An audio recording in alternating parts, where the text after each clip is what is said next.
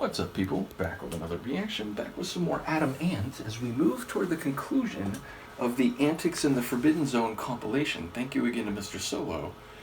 And yeah, we're down to the last 4 tracks. Now this one and the one after it are from an album, I assume. Maybe it's an EP or some other form of release, but I'm just going to assume it's an album called Strip, and it's the title track. So yeah, I suppose my inclination is to think about the verb strip, to take off clothing.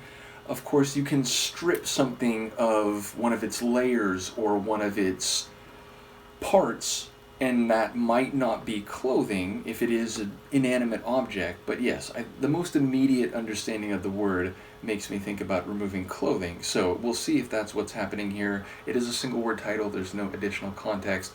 So let's see what I can pick up on a first hearing. This is Adam Ant. The track is Strip, apparently from the album of the same name, but as I said, it's coming from the Forbidden, or Antics in the Forbidden Zone compilation.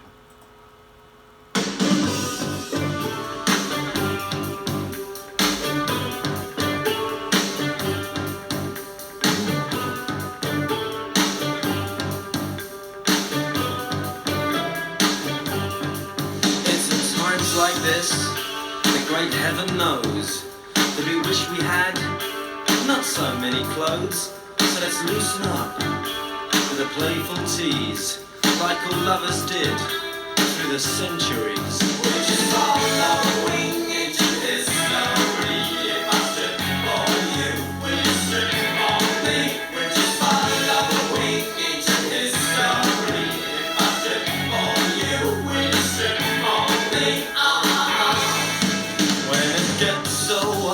The end of the day, you may find your clothes getting in the way. If a pretty dress had your true desire, fold it nice and slow, throw it on the fire. Just following into history. If I strip for you, will you strip for me?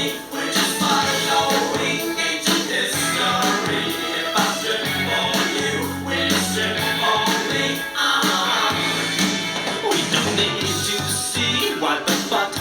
So or a mirrored room with a mirrored floor. All those sneaky looks gazing down on you are no substitute for a rendezvous. We're just following into history. If I strip for you, will you strip for me? We're just following into history. If I strip for you, will you strip for me? Times like this, the great heaven knows that we wish we had not so many clothes. So let's loosen up with a playful tease, like all others did through the centuries.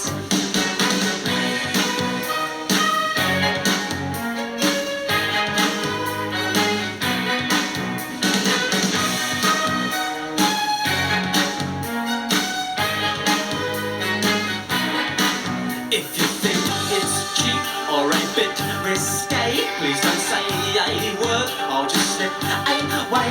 I am not a man who believes in lies, like an octopus with big X-ray eyes. Don't freeze up, girl, you're looking quite a sight.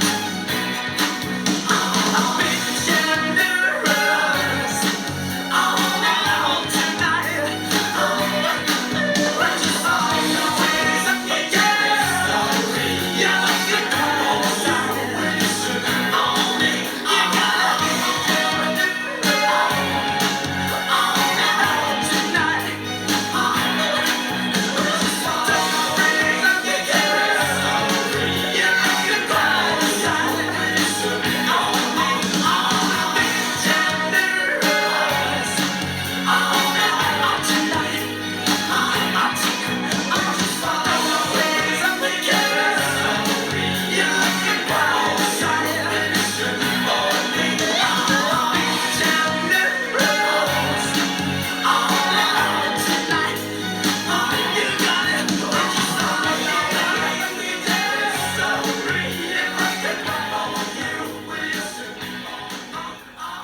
So I think we have a definitive answer, and it is indeed about taking off clothes, loosening them, and if they're in the way, just getting rid of them.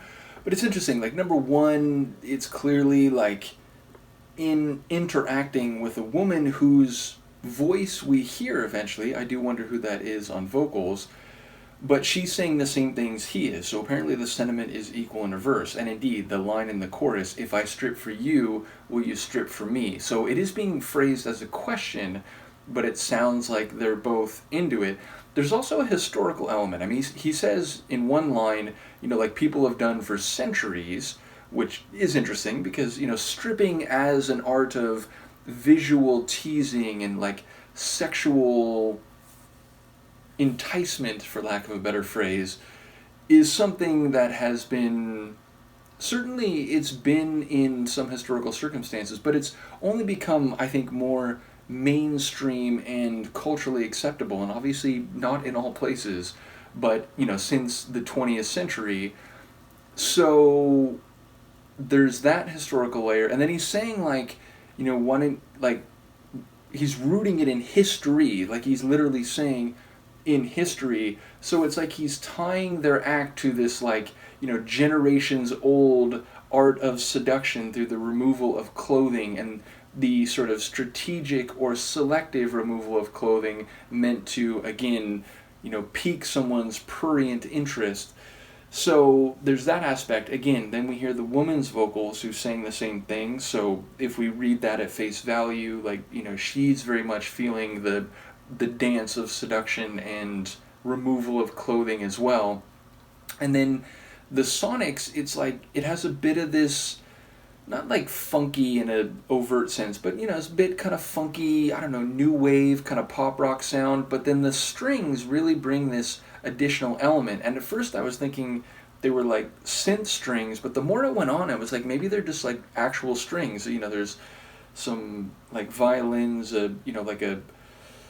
like a four-piece ensemble, like a violin quartet or something like that. But yeah, I'm not sure in that regard. Nevertheless, his vocals, like even the lead vocals sound like it's like two or three of his vocal lines like layered over each other, so it has a bit of this like echo effect. And then by the end, there's this like vocalization that keeps going even as we hear other vocal like singing from him. So by the end, it feels very like, multiple vocal lines happening all at the same time. It's like polyphonic is, I guess, what I mean to say. So yeah, like vocally dynamic is the tune as well. But yeah, ultimately it feels like a bit of fun. It feels like a bit of a, a tease, a strip tease, like in song form. So yeah, ultimately it is, less tribal than some of the other tunes from him that we've heard along the way, and one that, has a bit of fun to it. So as I said, we're getting right near the end. There is Puss in Boots is next, which again, I'm aware of the character Puss in Boots, and I wonder, if there's maybe a bit of a cheeky double entendre there. Nevertheless, the last two tracks apparently come from Vive le Rock, and it's Apollo 9, and then the title track, Vive le Rock. So we'll look forward to three more. Once again, big thank you to Han Solo for this, as well as like Izzy and others who've commented on the Adam and the Ant / Adamant deep dive. Let me know what you think, and I will see you next time. Peace.